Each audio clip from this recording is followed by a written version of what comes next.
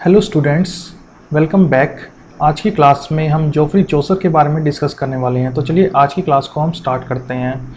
अगर हम जोफ्री चौसर की बात करें तो जोफ्री चौसर का जो जन्म हुआ था प्रोबेबली 1340 से लेकर 1345 के बीच, और कई किताबों में 1343 भी लिखा होता है। तो अप्रोक्स 1340 से 1345 के बीच जोफ्री चौसर का जन्म हुआ था। ये बात आपको याद रखनी है। सेकंड चीज़, जो इसके पिताजी थे और जो इसके एंस्टर थे, मतलब जो इसके पूर्वज थे, वो क्या करते थे? वाइन मर्चेंट थे, यानी शराब को बेचने वाले थे और बहुत ज़्यादा अमीर थे। तो जो जोफ्री चौसर है, इसका जन्म एक रिच फैमिली में हुआ था। सेकंड थिंग, 1357 में ये Elizabeth de Burgh, countess of Ulster, और जो कि वाइफ थी प्रिंस लियोन की, यानी एलिजाबेथ के महल में, जो कि एलिजाबेथ de बर्ग थी, उसके महल में चौसर 1357 में एज ए पेज का मीन्स है जो एक दूत होता है, यानी कि जो लेटर्स को इधर से उधर एक जगह से दूसरी जगह पर भेजता रहता है, वो उसे उस टाइम पे क्या बोलते थे? पेज बोलते थे। तो 1357 में एलिजाबेथ का पेज के रूप में एज ए वर्क करने लग गया था जोफ्री चौसर। इसके बाद हुआ क्या कि एक बार उसे 100 ईयर वॉर में भेज दिया गया, ठीक है। और वहां पर 100 ईयर वॉर किस किस के बीच होने लग रही थी? इंग्लैंड और फ्रांस के बीच। तो उस 100 ईयर वॉर्स में जोफ्री चौसर ने भी भाग लिया और वहां पर फ्रेंच आर्मी ने उसे कैप्चर कर लिया 1359 में, ठीक है। और लेकिन क्योंकि उसके रॉयल कनेक्शन थे जोफ्री चौसर के, तो किंग ने, एडवर्ड द थर्ड ने पैसे देकर जोफ्री चौसर को वहां से बाहर निकाल लिया। उसके बाद एडवर्ड थर्ड ने उसे 2-3 जगह और डिप्लोमेटिक मिशन पे भेजा। किसको? जोफ्री चौसर को। तो इस दौरान डिप्लोमेटिक मिशंस के दौरान जोफ्री चौसर ने फ्रांस ट्रैवल किया, जिनेवा भी गया और फ्लोरेंस भी गया। इसके बाद 1366 ईस्वी में चौसर ने शादी कर ली फिलिपा डे रॉयट से, ठीक है। फिलिपा डे रॉयट कौन थी? वो क्वींस की हाउस होल्ड थी, यानी कि क्वीन के उसमें नौकरों में एक वर्कर थी, वेटिंग लेडी थी, उसका नाम था फिलिपा डे रॉयट। इससे शादी कर ली किसने? जोफ्री चौसर ने। जो फिलिपा सिस्टर, यानी जिसकी शादी चौसर के साथ हुई थी, फिलिपा की जो सिस्टर थी उसका नाम था कैथरीन स्विनफोर्ड, जिसकी शादी बाद में जॉन ऑफ गॉन्ट के साथ हो गई थी। जॉन ऑफ गॉन्ट कौन था? ये किंग का चौथा बेटा था और चौसर का संरक्षक था। पेट्रॉन मीन्स होता है संरक्षक, ठीक है। तो इस वजह से कैथरीन स्विनफोर्ड के रॉयल कनेक्शन होने की वजह से फिलिपा के भी रॉयल कनेक्शन हो गए, और इसका फायदा किसको मिला? जोफ्री चौसर को मिला। इसके बाद 1374 में चौसर को अपॉइंटमेंट मिली controller of the lucrative London custom. इस पोस्ट पे चौसर को नियुक्त कर दिया गया 1374 में। इसके बाद 1386 में उसे मेंबर ऑफ पार्लियामेंट भी इलेक्टेड किया गया। कहाँ का? कैंट का। और इसके अलावा उसने उस दौरान जस्टिस ऑफ पीस के पोस्ट पे भी वर्क किया। तो यानी कि यहाँ से हमें क्लियर होता है कि जोफ्री चौसर ने काफ़ी रॉयल पोस्ट पे वो रहे थे, और उन्होंने इस दौरान एडवर्ड द थर्ड और रिचर्ड द सेकंड के अंडर रहकर रॉयल पोस्ट पे काम किया। अगर हम बात करें चौसर का जो जीवन काल है, तो वो 3 किंग के बीच रहता है, यानी तीन किंग्स के बीच के अंडर उसने काम किया। तो जो वो पहला किंग था जिसके अंडर चौसर ने काम किया था, वो था एडवर्ड द थर्ड। और एडवर्ड द थर्ड का जो रिंग था, यानी शासन काल था, वो था 1327 टू 1377। इसके बाद सेकंड जो सक्सेसर हुए वो थे रिचर्ड द सेकंड, और इनका शासनकाल था 1377 से लेकर 1399। इसके बाद जो आए वो थे Henry the fourth. Henry the fourth का जो शासनकाल था वो 1399 टू 1413 था, और जोफ्री चौसर का जो जीवन काल था वो 1340 से 45, यानी ये हो गया उसका बर्थ यहाँ से लेकर के, और उसकी मृत्यु हुई थी 1600 में, 1400 में। तो इस दौरान अपने इस जीवन काल में जोफ्री चौसर ने 3 राजाओं के अंडर काम किया। इसके बाद जब उसकी 1400 में मृत्यु हो गई जोफ्री चौसर की, तो उसको बरी किया गया वेस्टमिनिस्टर एबे में। वेस्टमिनिस्टर एक जगह है जिसको आजकल द पोइट्स कॉर्नर के नाम से भी जानते हैं। तो होप आपको यहाँ तक बात समझ में आ गई होगी। अब हम आगे बढ़ते हैं। अगर हम जोफ्री चौसर की बात करें तो जोफ्री चौसर की जो लाइफ है उसे हम 3 भागों में डिवाइड करते हैं। जो पहला पीरियड है उसे हम बोलते हैं फ्रेंच पीरियड। फ्रेंच पीरियड क्यों बोलते हैं? क्योंकि इसमें चौसर इन्फ्लुएंस हुआ था फ्रेंच वर्क से, यानी कि ऐसे वर्क जो फ्रेंच में लिखे गए थे। और जो जोफ्री चौसर का जो फ्रेंच पीरियड है वो 1359 से लेकर के 1372 तक रहता है। और इस दौरान चौसर ने क्या क्या काम किया? उसने ट्रांसलेशन की रोमन डिला रोज की।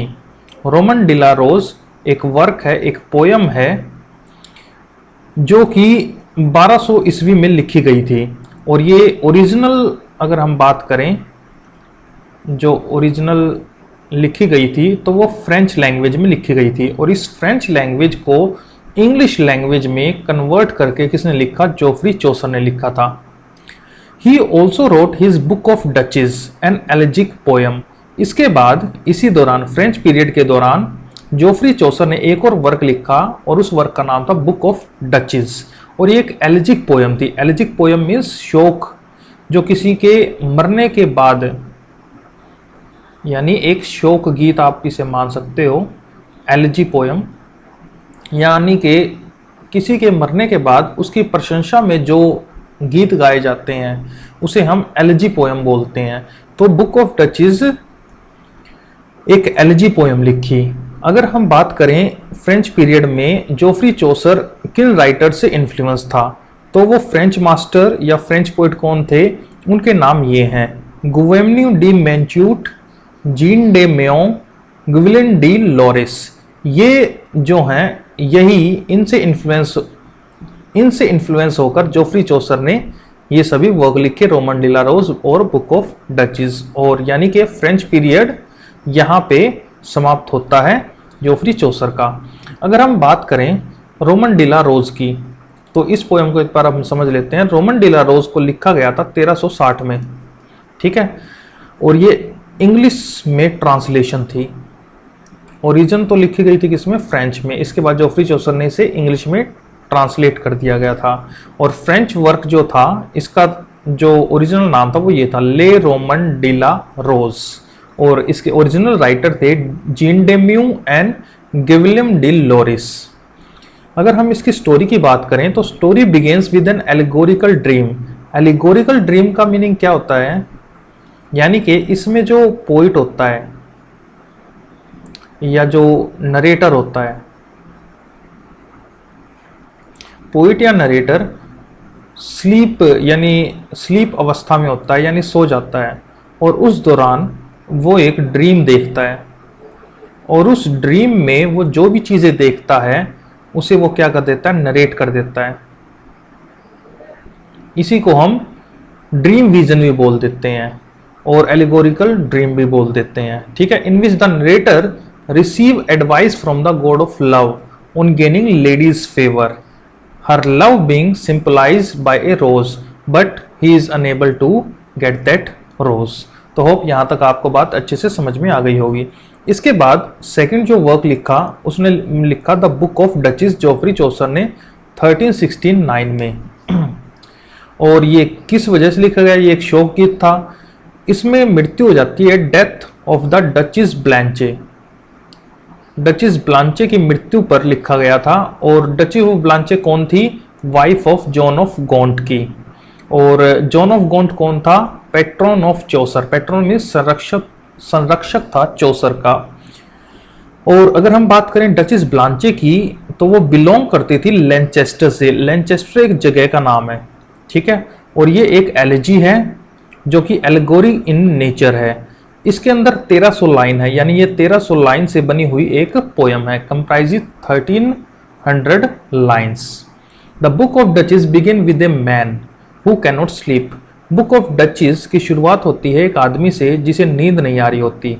His heavy thoughts and fantasies are so disturbing that he has not slept for 8 years।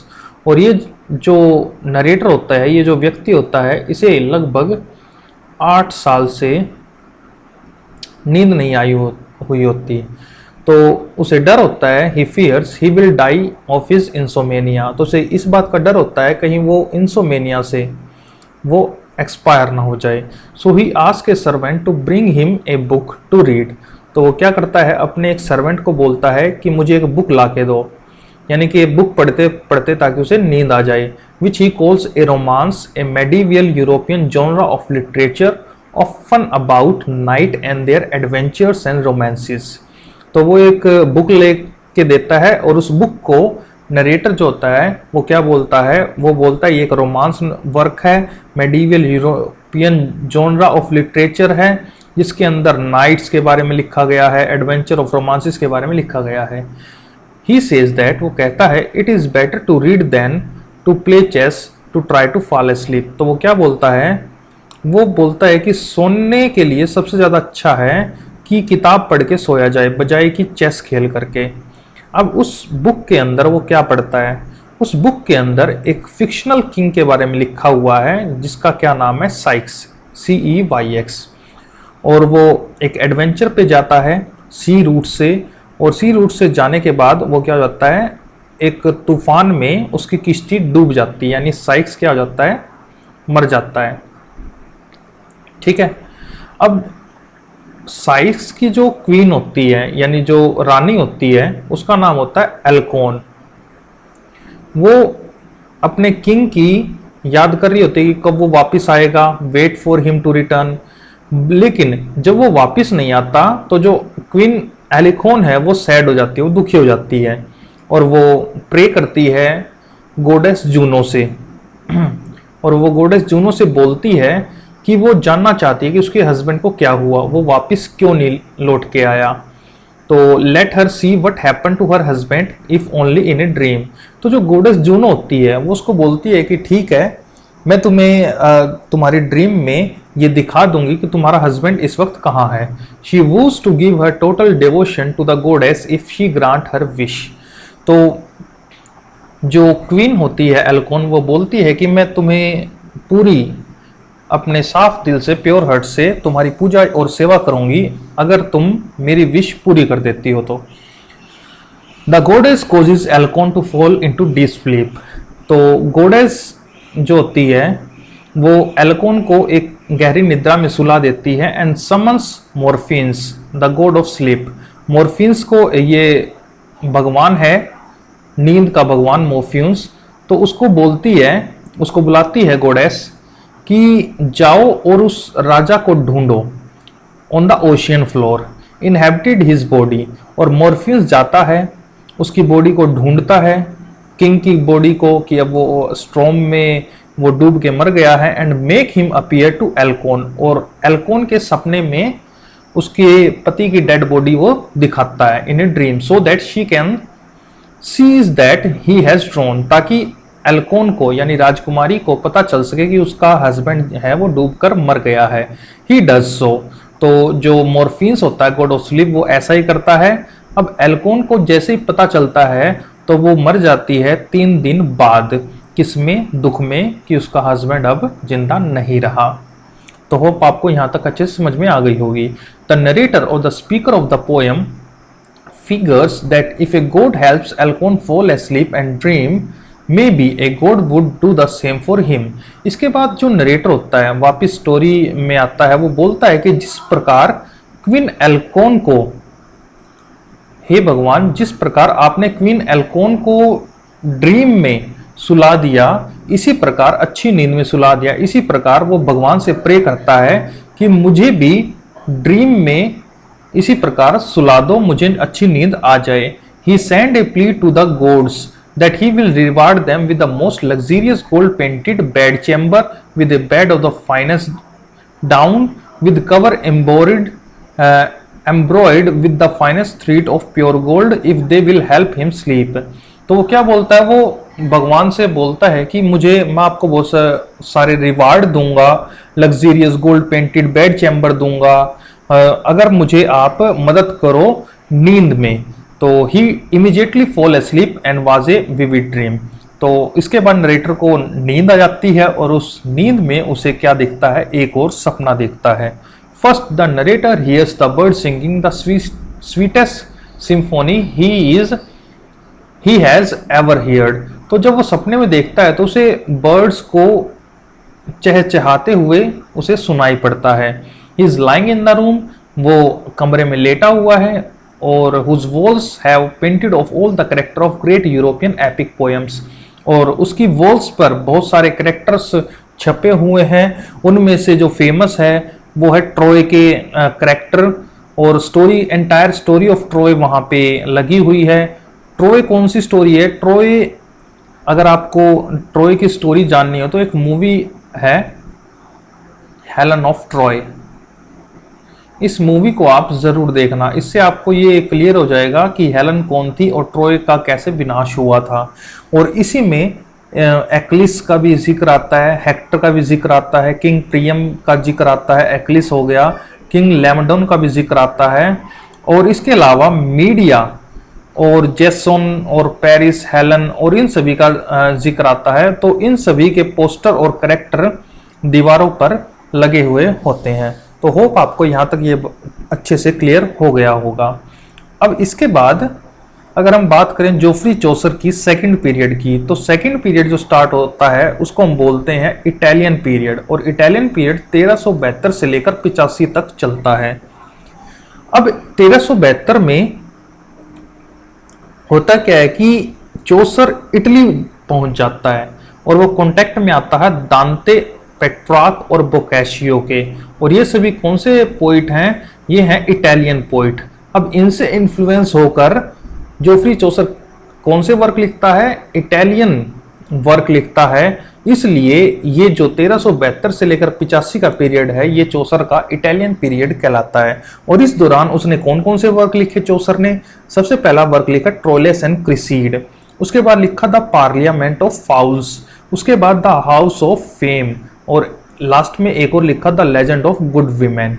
ठीक है, अब हम अगर बात करें ट्रोलेस एंड क्रिसीड की, डिटेल में बात करते हैं इसकी स्टोरी की, तो ये क्या है? एक ट्रेजिक है, यानी इसमें क्या हो जाता है, लास्ट में हीरो मर जाता है। ठीक है, यानी ऐसी स्टोरी जिसमें हीरो या हीरोइन या कोई भी सैड या दुखद अंत होता है, तो ऐसी स्टोरी को हम क्या बोलते हैं? Tragic story. तो ये ट्रेजिक स्टोरी है, ट्रेजिक रोमांस है, ट्रेजिक वर्स रोमांस है, जो जोफ्री चौसर ने लिखा 1380 में लिखा। और इसके अगर हम प्लॉट लाइन की बात करें तो 8239 लाइन पोयम है इसके अंदर, और इसका जो सोर्स है गोवानियो बोकाशियो की इल फ्रेस्टो है, यानी कि बोकाशियो ने एक वर्क लिखा था ये वाला इल फ्लिस्ट्रेटो। इस वर्क को सोर्स मानकर, यानी यहाँ से कॉपी किया है किसने? जोफ्री चौसर ने, और यहाँ से कॉपी करके जोफ्री चौसर ने लिखा ट्रोलेस एंड क्रिसीड। अगर हम इसकी बात करें तो ये एक लव स्टोरी है किसकी? एक तरफ होता है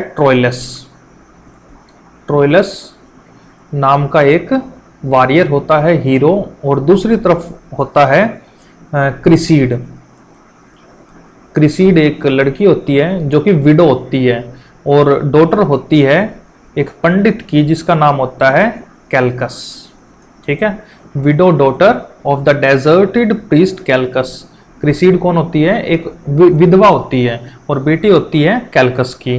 और जो ट्रोइलस होता है वो किंग प्रियम का बेटा होता है, और किंग प्रियम कौन होता है? ट्रोजन का किंग होता है। ट्रोजन एक जगह है। ठीक है सॉरी। इसके बाद होता क्या है? Aided by Criseyde's uncle Pandarus. Aided means यहाँ पे क्या है? Helped by Criseyde. Aided means क्या होता है? हेल्प करना। Criseyde uncle Pandarus, Troilus and Criseyde are united in love. अब होता क्या है कि क्रिसीड के अंकल होते हैं पेंडुरस, उसकी मदद से ट्रोइलस एंड क्रिसीड आपस में प्रेम में बंध जाते हैं। ठीक है, जो पोयम के मध्य तक दोनों आपस में प्रेम में बंध जाते हैं। But she is sent to join her father in the Greek camp outside Troy. अब मैं आपको थोड़ा सा बता देता हूं कि ये जो स्टोरी, जो ट्रोइलस एंड क्रिसीड की स्टोरी है, इसके बैकग्राउंड में एक वॉर चल रही है। और वो वॉर किस किस की है?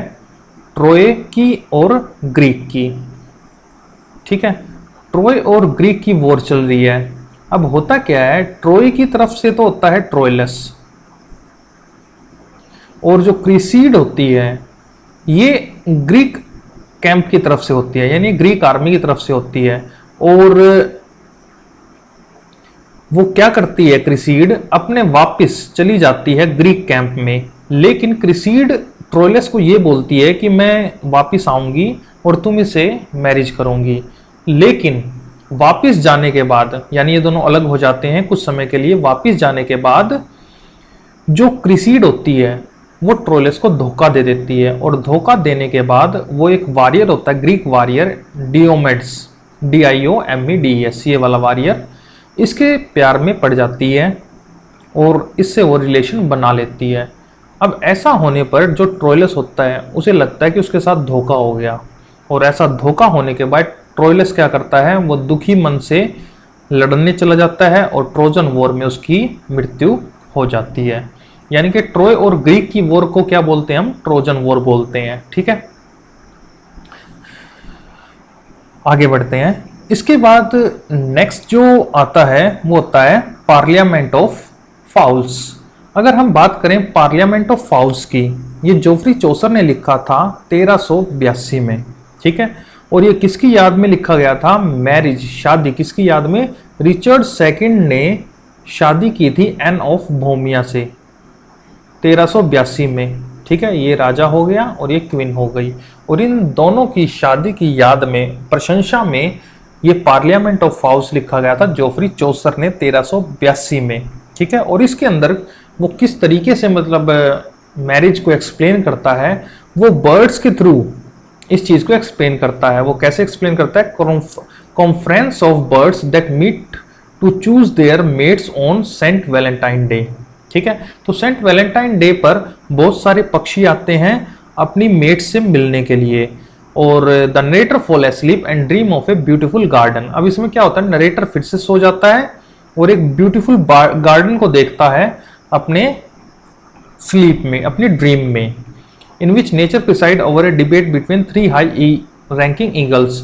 और उस गार्डन में वो 3 हाई रैंकिंग ईगल्स को देखता है जो क्या कर रहे हैं, वो एक ब्यूटीफुल फीमेल को इंप्रेस करने की कोशिश करने लग रहे हैं। The other birds each of which represent a different aspects of English society. हर एक पक्षी अलग अलग सोसाइटी को रिप्रेजेंट कर रहा है वहां पर। Are given a chance to express their opinions.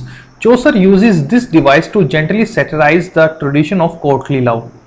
अब इसके थ्रू, यानी इस वर्क के through, the parliament of fowls के थ्रू, जोफ्री चौसर कटाक्ष करता है कोर्टली लव के ऊपर। कोर्टली लव वो लव होता है जो कि कोर्ट में किया जाता है। जैसे कोर्ट में, उस दौरान जो कोर्ट में फ्लर्ट होते थे, हंसी मजाक होता था, जब हाई स्टैंडर्ड के लोग आपस में फ्लर्टिंग करते थे, तो उसको कोर्टली लव बोलते हैं। और इसके ऊपर कटाक्ष किया है पार्लियामेंट ऑफ फाउल्स के थ्रू। तो यहाँ पे आपको 2 चीजें याद रखनी है कि ये प्रशंसा में भी लिखी गई थी पार्लियामेंट ऑफ फाउल्स, किसकी प्रशंसा में? रिचर्ड सेकंड और एन ऑफ बोहेमिया की मैरिज की प्रशंसा में। दूसरा, ये कटाक्ष वर्क है जो कोर्टली लव के ऊपर कटाक्ष किया गया है। Although the debate on the love and marriage is never resolved, अब यहाँ पे डिबेट चल रही होती है प्रेम की, शादी की, ये सोल्व नहीं होती। The poem is complete in itself and ends on A note of Joy and satisfaction. और अपना जॉय और सेटिस्फैक्शन के साथ ये पोएम क्या हो जाती है? समाप्त हो जाती है। इसके बाद एक और वर्क है द हाउस ऑफ फेम। इसको उसने जोफ्री चौसर ने 1380 में लिखा गया था। और ये कहां से लिया गया है? इन्फ्लुएंस होकर किससे लिया था? दांते। ठीक है, दांते एक पोइट है, Italian poet. It has resemblance to Dante Divine Comedy. अब क्या हुआ, दांते ने एक वर्क लिखा था डिवाइन कॉमेडी। इस वर्क को सोर्स बनाकर इस वर्क को पढ़ने के बाद जोफ्री चौसर ने खुद का वर्क लिखा, द हाउस ऑफ फेम। ये बात आपको याद रखनी है कि द हाउस ऑफ फेम का जो सोर्स है वो है दांते का डिवाइन कॉमेडी। दूसरी चीज, हाउस ऑफ फेम एक अनफिनिश्ड ड्रीम है, यानी एक अधूरा वर्क है, अनफिनिश्ड पोयम है, वर्क है चौसर का। इसके बाद आता है next work, the legend of good women. Legend of good women को लिखा गया था जोफ्री चौसर द्वारा 1385 में। और ये क्यों लिखा गया था? क्वीन भोमनियास bidding who asked him to write a good women. अब हुआ क्या, जोफ्री चौसर ने जैसे ट्रोलेस एंड क्रिसीड लिखा तो उसमें जो महिला थी उसकी बुराई दिखाई गई, यानी महिलाओं को क्या दिखाया गया? धोखेबाज दिखाया गया, फिकल माइंडेड दिखाया गया, यानी महिलाएं क्या होती हैं? एक टाइप से धोखेबाज होती हैं। तो इसका क्वीन भूमिया पे बहुत ही मतलब लगा कि उसने महिलाओं की बुरी प्रतिछाया दिखाई है, मतलब महिलाओं का कैरेक्टर बुरा दिखाया है। तो क्वीन भूमिया ने क्या कहा कि भाई तुम एक ऐसा वर्क लिखो, एक ऐसा वर्क लिखो जो महिलाओं की रिस्पेक्ट में हो। तो इसलिए जोफ्री चौसर ने एक वर्क लिखा, the legend of good women. और the legend of good women में जोफ्री चौसर ने महिलाओं की तारीफ की है और उनकी अच्छाइयां दिखाई हैं कि महिलाएं कितनी अच्छी होती हैं और प्योर होती हैं। तो इस प्रकार से एक और चीज मैं आपको बता देता हूं, जैसे जब भी कोई राइटर या पोइट पहले एक वर्क लिखता है और उस वर्क को लिखने के बाद उसके विपरीत, उसके अगेंस्ट एक दूसरा वर्क लिखता है, तो इस टाइप से चेंजिंग करना कॉन्सेप्ट को, इसे हम बोलते हैं पेनेलोप। ठीक है, ये एक टर्म होती है पेनेलोप। इसका क्या मीनिंग होता है? पहले तो आप कोई वर्क लिखो और उसके अगेंस्ट में फिर आप दूसरा वर्क लिखो, तो इसे हम पेनेलोप टर्म बोलते हैं। अब ये जो लेजेंड ऑफ गुड वुमेन है, ये एक ड्रीम विजन है जो जोफ्री चौसर ने लिखी थी। इसमें एक प्रोलोग है जो 2 भागों में है और इसके अंदर 9 स्टोरी हैं। टोटल कितनी स्टोरी हैं? 9 स्टोरी हैं। In the prologue the god of love is angry at Chaucer. Prologue means प्रस्तावना। प्रस्तावना के अंदर गॉड ऑफ लव कौन है? क्यूपिड को हम गॉड ऑफ लव बोलते हैं। ठीक है, क्यूपिड को, इरेज को हम गॉड ऑफ लव बोलते हैं। वो गुस्सा होता है, क्या होता है चौसर से कि भाई तुम अच्छी वुमेन के बारे में क्यों नहीं लिख ले? You are writing about so many women who betray men. तुम ऐसे महिलाओं के बारे में लिख रहे हो जो पुरुषों को धोखा देती है, लेकिन तुम्हें क्या करना चाहिए? वो गॉड ऑफ लव नाराज है कि तुम्हें अच्छी वुमेन के बारे में भी लिखना चाहिए। तो इसलिए गॉड ऑफ लव चौसर को इंस्ट्रक्ट करता है कि तुम अच्छी वुमेन्स के बारे में भी लिखो, जैसे डिडो क्वीन, इन सभी के बारे में लिखो। तो the legend of good women 1385 में लिखी गई थी जोफ्री चौसर के द्वारा। इसके बाद जो नेक्स्ट पीरियड स्टार्ट होता है जोफ्री चौसर का, वो होता है इंग्लिश पीरियड। और इंग्लिश पीरियड 1386 से लेकर 1400 ईस्वी तक रहता है। और इस दौरान सबसे फेमस वर्क पोएम लिखी गई कैंटरबरी टेल्स। और इसका जो सोर्स है वो है बोकाशियो द्वारा लिखी गई द डेकेमेरॉन। ठीक है, और जो कैंटरबरी टेल्स है, कैंटरबरी एक जगह का नाम है, टेल्स इसके अंदर बहुत सारी कहानियां हैं। टेल्स मीन्स क्या होता है? कहानियां। ये कितनी लाइनों से बनी हुई है पोएम? 17,000 लाइन से मिलकर कैंटरबरी टेल्स का निर्माण किया गया है। एक और चीज आपको याद रखना है, ये एक अनफिनिश्ड वर्क है, यानी ये लिखने के दौरान जोफ्री चौसर की मृत्यु हो जाती है। Now in the Canterbury Tales 32 character make the trip to the shrine of martyrs Saint Thomas Becket in Canterbury. अब एक चीज मैं आपको बता देता हूं, सेंट थॉमस बेकेट कौन है? सेंट थॉमस बेकेट एक शहीद होता है, ठीक है, जिसको राजा के द्वारा मार दिया जाता है। और सभी, ये एक रिफॉर्मेशन के लिए होता है सेंट थॉमस बेकेट। इसकी लड़ाई हो जाती है किंग के साथ और जिसमें ये शहीद हो जाता है सेंट थॉमस बेकेट। और इसी के ऊपर एक श्राइन बना दिया जाता है। जैसे कि जब कोई मृत्यु हो जाती है किसी की, कोई संत की, तो उसके ऊपर एक मंदिर मस्जिद बना दिया जाता है। तो इसी प्रकार कैंटरबरी में थॉमस बेकेट की अस्थियां रखी गई हैं और वहां पे एक स्तूप टाइप से बनाया हुआ एक मंदिर या मस्जिद। और इसके अंदर टोटल तो 32 कैरेक्टर हैं, लेकिन सभी कैरेक्टर का जिक्र नहीं किया गया है जोफ्री चौसर के द्वारा। अगर हम कैरेक्टर्स को गिने Although 39 character are mentioned in the line 24 of the journal prologue. अगर हम जर्नल प्रोलॉग की बात करें तो उसमें केवल 29 कैरेक्टर का ही जिक्र किया गया है। द नरेटर यानी जो ये कैंटरबरी टेल्स को लिखने वाला या बताने वाला यानी पोइट यानी कि जोफ्री चौसर, उसको जोड़ने के बाद joins the group making 30। 29 plus 1 यानी 30 हो गए, यानी जोफ्री चौसर ऐड होने के बाद कितने पिलग्रिम हो गए 30। उसके बाद एक और आता है, होस्ट होता है हैरी बैली यानी प्लस 1 31। टोटल हो गए 31 कैरेक्टर पिलग्रिम्स। पिलग्रिम मीन्स श्रद्धालु। इसके बाद एक और बाद में आता है कैनोन्स योमैन, ये बाद में आता है और थोड़ी समय के बाद ये वापस भी चला जाता है, तो यानी कि 32 कैरेक्टर्स हो गए यहाँ पे। Who join the group later makes 32। लेकिन अगर जैसे एग्जाम में आ जाए तो आप मान के चलें 29 कैरेक्टर हैं और उसके बाद पोइट हो गया और उसके बाद एक और हो गया हैरी बैली, तो यानी कि 31 कैरेक्टर हैं टोटल।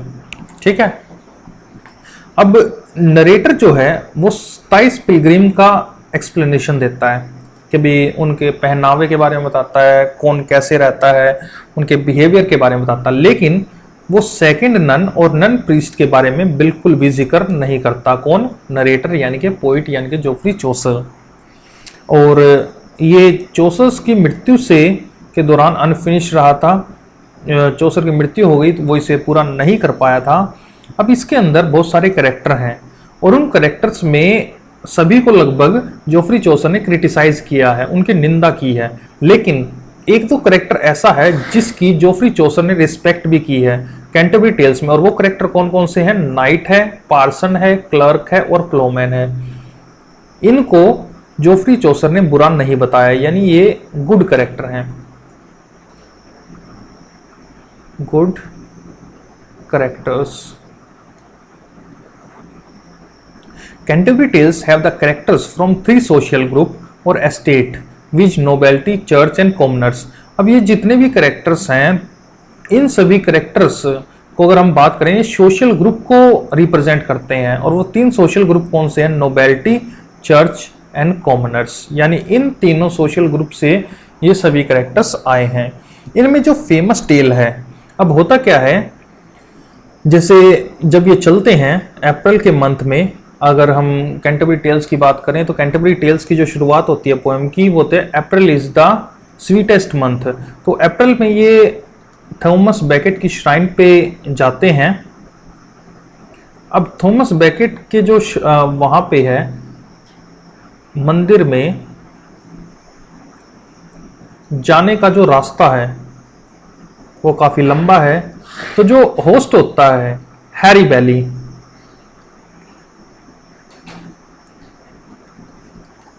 हैरी बैली सभी को बोलता है कि सभी के सभी 2-2 स्टोरी सुनाएंगे ताकि आपस में टाइम पास हो सके, 2 तो जाते हुए और 2 आते हुए, और जो भी अच्छी स्टोरी सुनाएगा उसे फ्री का खाना मिलेगा।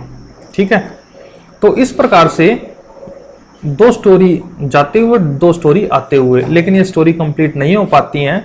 तो सबसे जो पहली टेल होती है वो स्टार्ट होती है नाइट टेल।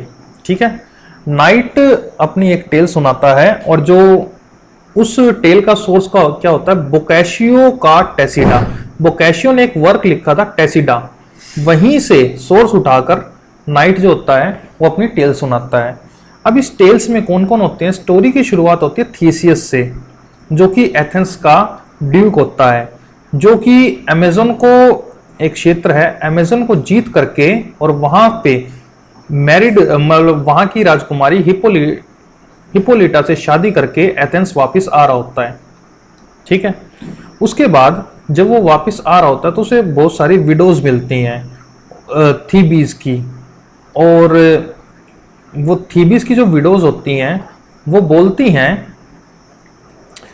इसको थीसियस को कि उनके हस्बैंड को मार दिया गया है, और वार ऑफ थीबीज में किंग क्रियोन के द्वारा। और किंग क्रियोन कहाँ का है राजा? किंग ऑफ थीबीज का है। लेकिन किंग क्रियोन उनके हस्बैंड की डेड बॉडी वापस नहीं कर रहा है। सो जो थीसियस होता है वो बोलता है कि ठीक है, मैं तुम्हारी इस चीज़ में मदद करता हूँ, और वो क्या करता है? वो क्रियोन को मार देता है। और वहां से थीबीज को डिस्ट्रॉय कर देता है और जितने भी वहां पे मरे हुए लोग थे उनका ढेर को वापस लेके आ जाता है, ताकि जो विधवा होती हैं, जो विडोज होती हैं, उनमें से अपने पति की डेड बॉडी को निकाल सकें। अब उस ढेर में क्या होता है, 2 वॉरियर जिंदा होते हैं। वो उन्हें चोट लगी हुई होती है लेकिन वो जिंदा होते हैं। उनमें से एक होता है पेलमन और दूसरा होता है आर्काइट, ठीक है। और दोनों आपस में कजन ब्रदर होते हैं। जब ड्यूक उनको देखता है तो वो बोलता है कि ये तो दोनों जिंदा हैं, तो पेलमन और आर्काइट दोनों को वो प्रिजन में डाल देता है। अब वहां से प्रिजन में क्या होता है, पेलमन इमली को देखता है। इमली कौन होती है? इमली हिप्पोलिटा। कौन सी हिप्पोलिटा? हिप्पोलिटा जो अमेजन की राजकुमारी थी, जिससे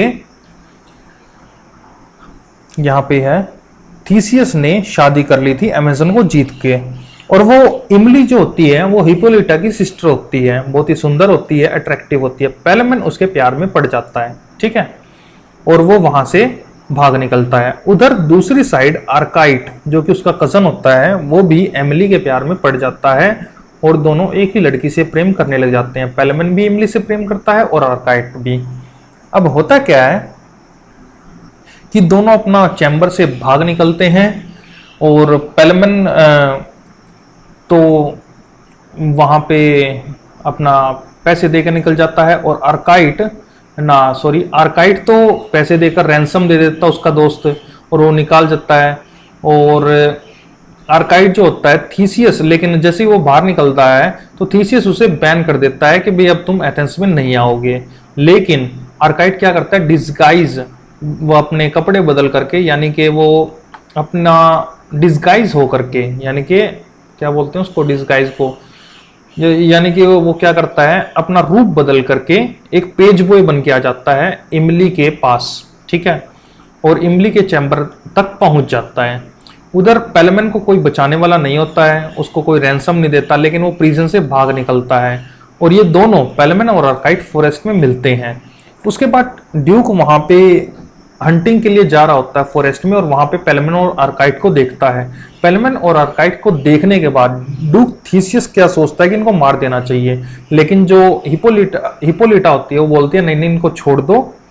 अब एक डील होती है, वो पेलमन और आर्काइट के बीच एक डील होती है। थीसियस बोलता है कि भाई तुम अपने अपने सोल्जर 100 सोल्जर इकट्ठे करो और आपस में फाइट करो, जो भी जीतेगा, जो भी तुम में से जीतेगा, पेलमन और आर्काइट में से जो भी जीतेगा उसे क्या मिलेगा, इमली का हाथ मिलेगा एज ए वाइफ, ठीक है, यानी जीतने वाले को इमली से शादी करनी होगी। अब पेलमन जो होता है वो तो वीनस गॉडेस ऑफ लव से प्रे करता है, ठीक है, पेलमन तो प्रेम के देवता से प्रे करता है। आर्काइट मार्स से, यानी कि लड़ाई के देवता से प्रे करता है। इमली Diana goddess of chesty and madness देवता मतलब देवी से प्रे करती है। अब तीनों की प्रे कबूल होती है। कैसे?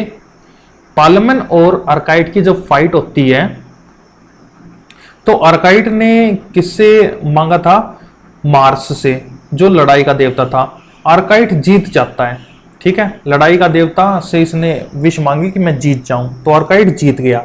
लेकिन अब जैसे ही आर्काइट जीत जाता है तो जो पेलमन होता है, यानी वीनस जो होती है गॉडेस ऑफ लव, वो अपने पिताजी के पास पहुंचती है। उसके पिताजी का क्या नाम है, सैटर्न। वो बोलती है कि भाई मैं तो हार गई।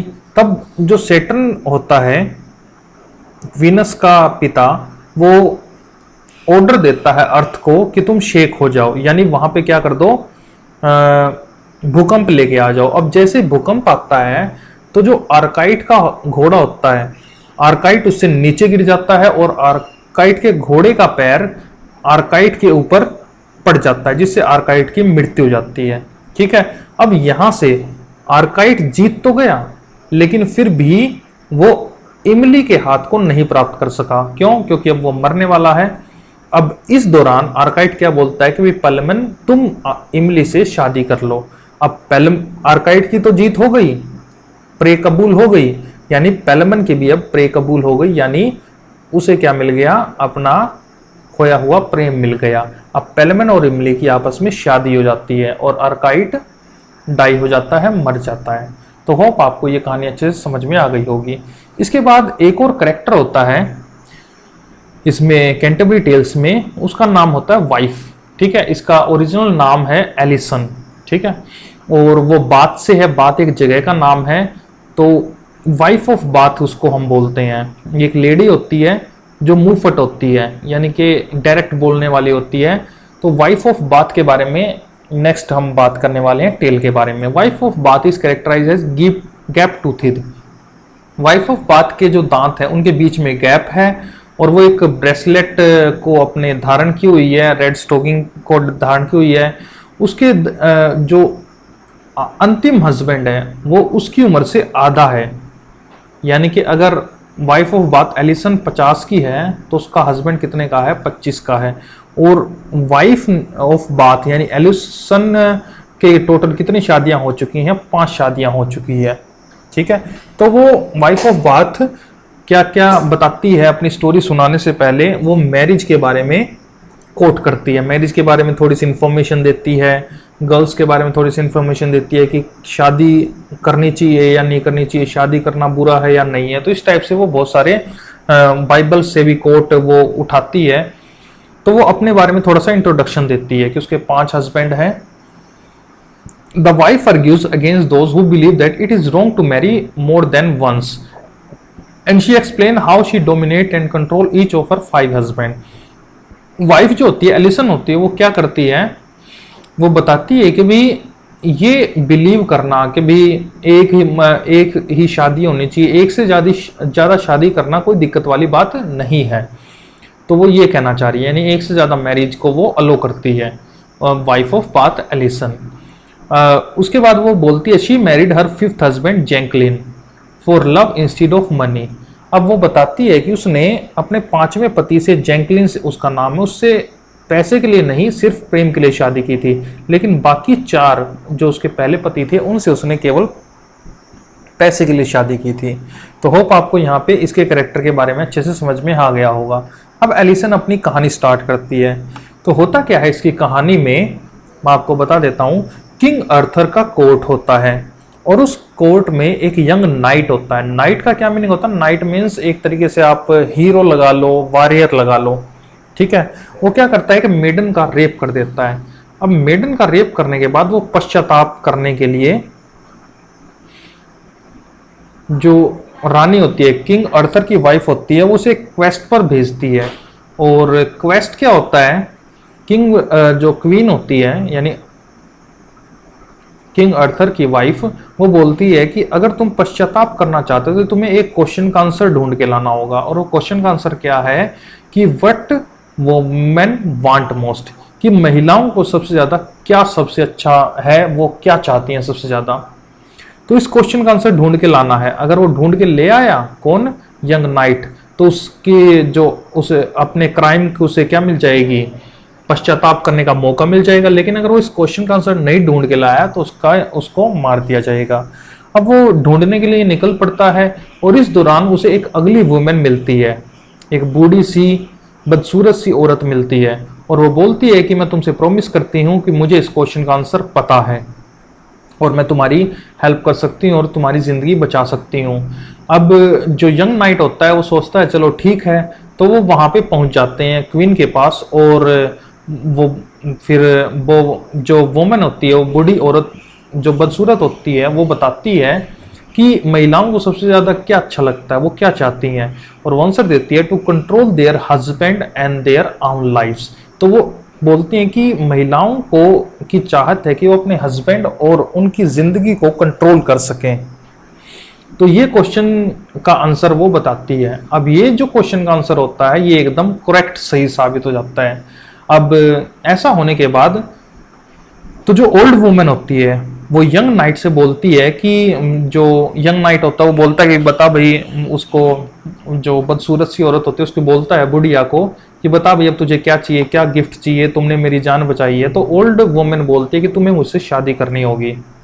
अब ऐसा करने के बाद जो नाइट होता है वो टेंशन में हो जाता है। क्यों? वो बोलता है कि अब तुम बहुत ही बुढ़िया सी हो, बदसूरत सी हो, मैं तुमसे कैसे शादी कर सकता हूँ।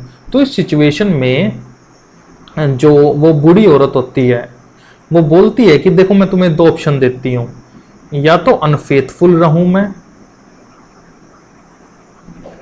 अनफेथफुल यानी धोखेबाज लेकिन ब्यूटीफुल,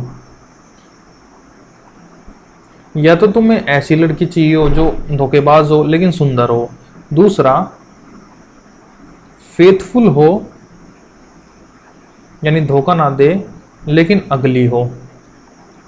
ठीक है, बताओ इन दोनों में से तुम क्या चाहते हो, कौन सी लड़की तुम पसंद करोगे। अब ऐसे सिचुएशन में जो यंग नाइट होता है वो बोलता है मुझे नहीं समझ में आ रहा है कि मैं इसका क्या आंसर दूं, तुम ही मुझे आंसर बता दो। और यहीं से वो बोलती है कि मैं यही चाहती थी, यानी तुम्हारी लाइफ को कंट्रोल करना, यानी तुम्हारे डिसीजन कौन ले, मैं लूं। तो इस प्रकार वो खुश हो जाती है और वो क्या बन जाती है, वो फेथफुल भी हो जाती है, जो वो अपना रूप धारण कर लेती है, वो मतलब वफादार लड़की बन जाती है और सुंदर भी हो जाती है, और अंत में उन दोनों की शादी हो जाती है। तो होप आपको इस स्टोरी, ये वाइफ ऑफ बाथ की टेल अच्छे से समझ में आ गई होगी। इसके बाद जो नेक्स्ट टेल आती है वो आती है nun priest tale. Nun priest tale जो है ये प्रीस्ट सुनाता है और इसके अंदर एक मुर्गा होता है यानी कॉक। ठीक है, और उस कॉक का नाम क्या होता है, चॉन्टेक्लियर। चॉन्टेक्लियर एक रूस्टर होता है, एक मुर्गा होता है, और इसकी 7 वाइफ होती हैं, 7 वाइफ्स होती हैं। जो इसकी सबसे फेमस वाइफ होती है उसका नाम होता है पर्टिलोट। ठीक है, और पर्टिलोट से बहुत ज़्यादा प्रेम करता है। एक बार क्या होता है, चॉन्टेक्लियर को एक सपना आता है और उस सपने में वो देखता है कि एक फॉक्स ने उसकी गर्दन को पकड़ रखा है और वो उसे मारने के लिए जा रहा है। ठीक है, अब जैसे ही वो अपने बुरे सपने से जागता है तो उसकी वाइफ उसे समझाते हैं कि ऐसा कुछ नहीं होने वाला। अब होता क्या है कि वो मॉर्निंग में चॉन्टेक्लियर घूम रहा होता है, उसी दौरान उसका सामना फॉक्स से हो जाता है, और फॉक्स क्या करता है, उसको अपनी बातों में उलझाने के लिए बोलता है चॉन्टेक्लियर को, रूस्टर को, कि भाई मैंने तुम्हारा गाना बड़ा फेमस है, तुम क्या एक बार गाना गा के सुना सकते हो, तुम्हारी वॉइस बड़ी ही फेमस है, मतलब बहुत मुझे तुम्हारी वॉइस बहुत ज़्यादा पसंद है। अब चॉन्टेक्लियर उसकी बातों में आ जाता है, उसकी फ्लैटरिंग में आ जाता है, और चॉन्टेक्लियर जैसे ही गाना गाने के लिए अपना मुंह खोलता है, अपना सर ऊपर करता है, तभी फॉक्स उसे दबोच लेता है और भागना शुरू कर देता है। पीछे पीछे जितने भी उसके वाइफ्स होती हैं वो उसके पीछे पीछे उसकी जान बचाने के लिए भागती हैं। चॉन्टेक्लियर को इस दौरान एक माइंड में उसका दिमाग चलता है, वो फॉक्स को बोलता है कि भाई तुम तो बड़े समझदार हो, तुम तो बड़े शातिर हो। तो जो चॉन्टेक्लियर होता है वो तारीफ करना शुरू कर देता है फॉक्स की, वो उसको फ्लैटर करना शुरू कर देता है, और उसके फ्लैटर में फॉक्स आ जाता है। फॉक्स को चॉन्टेक्लियर फॉक्स को बोलता है कि भाई तुमने ऐसे कैसे किया, तुम तो बड़े ज्ञानी हो, महात्मा हो। तो ये बात सुनने के बाद फॉक्स उसे बताना शुरू करता है कि हाँ भाई बिल्कुल सही बात है, मैं तुम्हें बताता हूँ कि मैंने तुम्हें कैसे पकड़ा। और जैसे ही वो मुंह खोलता है तो चॉन्टेक्लियर उससे जबड़े से खुद को बाहर निकाल कर उड़ करके पेड़ पे बैठ जाता है, और इस प्रकार चॉन्टेक्लियर की जान बच पाती है। तो ये स्टोरी होती है नन प्रीस्ट टेल की। ये एक बीस्ट फेबल है, ठीक है, बच्चों की कहानी टाइप से। अब इसका जो सोर्स है वो फ्रेंच वर्क है रोमन डे रेनॉट। ठीक है, और इसकी जो थीम है या मोरल लेसन है वो क्या है, नेवर ट्रस्ट फ्लैटर, यानी तुम्हें अगर कोई तुम्हारी तारीफ करता है तो उसकी तारीफ में तुम्हें नहीं फंसना चाहिए। तो होप आपको ये जो कंप्लीट क्लास है आज की अच्छे से समझ में आ गई होगी। अगर आपको हमारी ये वीडियो अच्छी लगती है तो कृपया अपने दोस्तों के साथ जरूर शेयर करें। Thank you students.